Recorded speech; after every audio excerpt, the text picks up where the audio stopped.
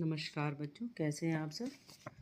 आज हम खेल और स्वास्थ्य में जो कक्षा 6, 7, 8 के लिए एक ही है, उसमें पार्ट 2 करेंगे। पार्ट का नाम है हमारा स्वास्थ्य।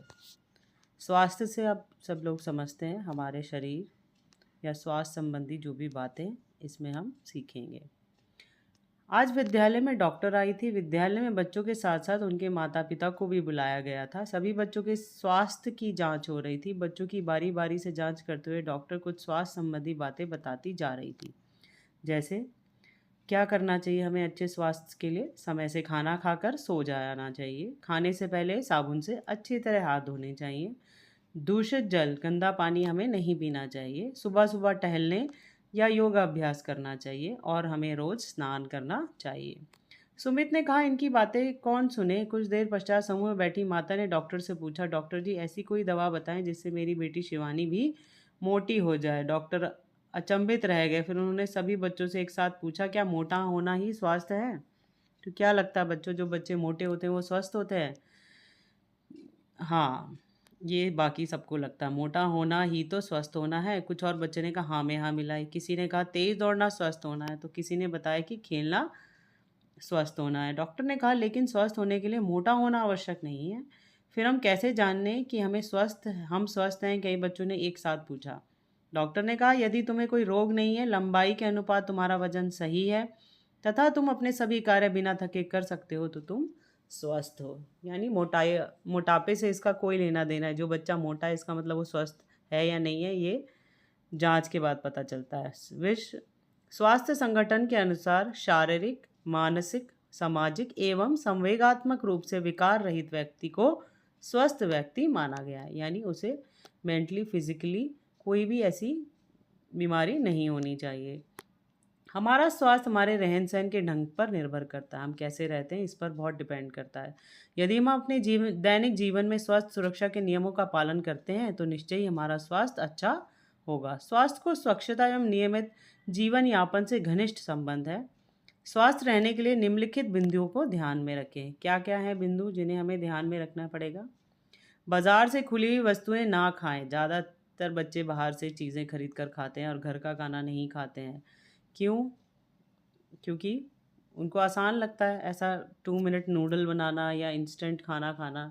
लेकिन ये हमारे स्वास्थ्य के लिए बच्चों हानिकारक होता है। अगर मैगी इतनी स्वस्थ मतलब स्वादिष्ट के साथ साथ इतनी अच्छी भी होती तो खाना बनाने की ज़रूरत ही क्या थी। हम लोग सुबह शाम मैगी खा सकते थे।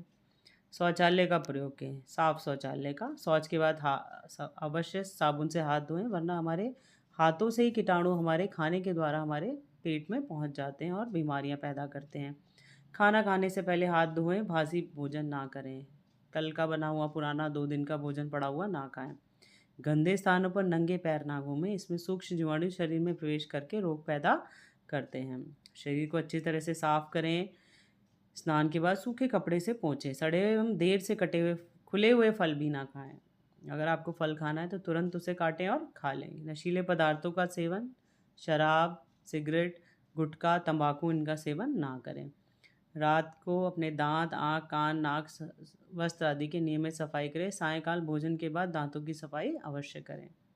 घर एवं आसपास की नियमित सफाई करें। ऐसा ना हो अपनी घर की सफाई कर लें और बाहर गंदगी फेंक दें। खेल के मैदान को भी साफ सुथरा रखें। प्रतिदिन व्यायाम करें, दौड़ें, खेलें, कुछ भी आप कर सकते हैं। विद्यालय के चारों एवं घर के आसपास पेड़ पौधे अवश्य लगाएं जिससे आपको स्वच्छ हवा मिले और वहाँ का वातावरण भी स्वस्थ, शुद्ध एवं स्वास्थ्यवर्धक हो सके। अब हमारे जीवन में कुछ हमने सोच रखा है कि ये चीज़ें ऐसे पहले से चली आ रही हैं तो वो सही होंगी। नहीं, ये सब हमारी भ्रांतियाँ हैं, मतलब हमारा मिथ है। हम सोचते कुछ है और है कुछ। मोटा होना अच्छे स्वास्थ्य का सूचक है? बिल्कुल नहीं। अच्छे स्वास्थ्य के लिए महंगे फल खाना ज़रूरी है? नहीं। आप मौसमी फल खा सकते हैं। जो भी उस मौसम में फल है वो अच्छा है। पोलियो ड्रॉप पीने से बुखार आ जाता है? नहीं, हर किसी को नहीं आता, कुछ बच्चों को आता है। लड़कियों और उभयलिंगी व्यक्तियों को खेल कूद में भाग लेना नहीं लेना चाहिए। ये तो बिल्कुल ही गलत बात है। हर उम्र के बच्चे को खेल में भाग लेना चाहिए। सफ़ेद दाग के रोगी के पास नहीं बैठना चाहिए। हमें ऐसा लगता है ये छुआछूत की बीमारी है या हमें इसके टच करने से हमें भी हो जाएगी, तो ऐसा नहीं है। चेचक निकालने पर झाड़ फूँक कराना चाहिए।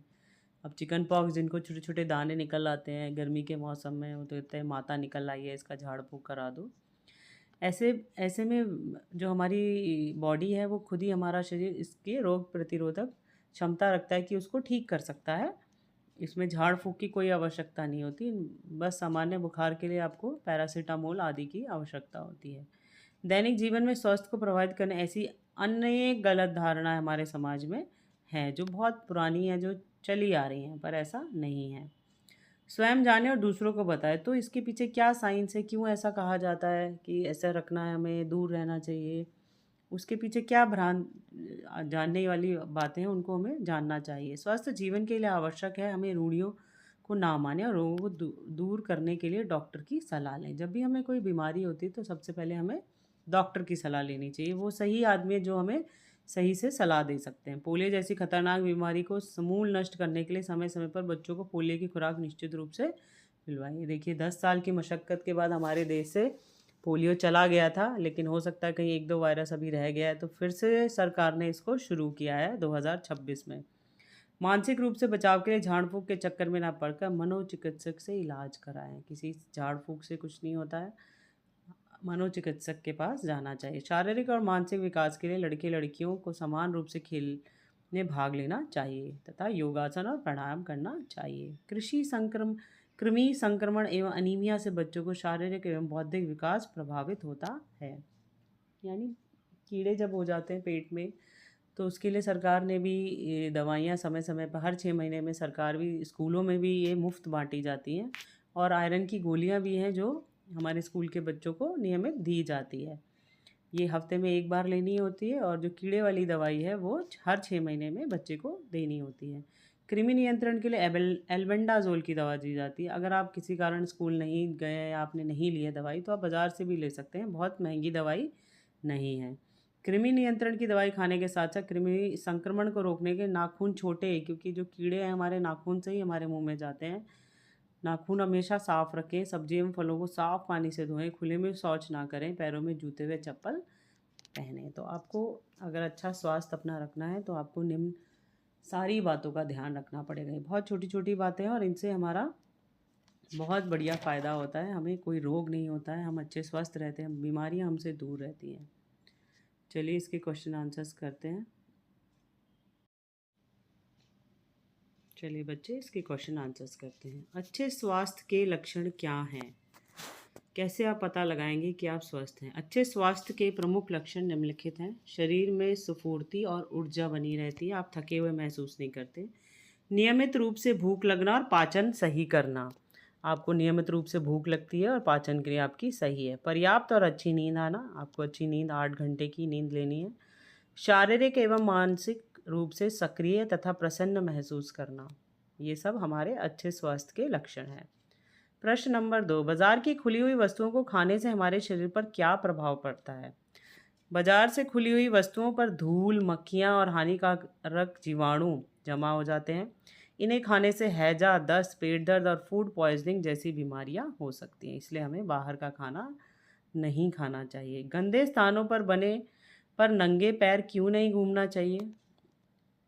गंदे स्थानों की मिट्टी और पानी में हानिकारक कीटाणु होते हैं और कृमि के अंडे, लावा मौजूद होते हैं। नंगे पैर चलने से ये हमारी त्वचा के संपर्क में आकर या कट्स के ज़रिए शरीर में प्रवेश कर सकते हैं और संक्रमण या बीमारी का कारण बन सकते हैं। पोलियो जैसी खतरनाक बीमारी से बचने के लिए हमें क्या करना चाहिए? पोलियो से बचाव के लिए 0 से लेकर 5 वर्ष तक के सभी बच्चों को समय पर पोलियो खुराक पिलाई जानी चाहिए। इसके साथ ही साफ सफाई और स्वच्छ पेयजल का ध्यान रखना चाहिए। कृमि संक्रमण रोकने के लिए हमें क्या उपाय करना चाहिए? कृमि मतलब वॉर्म इन्फेक्शन, जो कीड़े से होता है। हमें भोजन करने से पहले और शौचालय के उपयोग के बाद भोजन से साबुन से हाथ धोना चाहिए। फल एवं सब्जियों को खाने से पहले अच्छी तरह से साफ कर लेना चाहिए। हमेशा स्वच्छ उबला हुआ पानी पीना चाहिए। बाहर या गंदी जगह पर जूते चप्पल पहनकर जाना चाहिए। डॉक्टर की सलाह से नियमित रूप से पेट के कीड़े की दवा एल्बेंडाजोल लेनी चाहिए। ठीक है बच्चों, उम्मीद है आप अपने स्वास्थ्य का ध्यान रखेंगे और नियमित रूप से व्यायाम और प्राणायाम या कोई भी खेलकूद में भाग लेंगे। धन्यवाद बच्चों।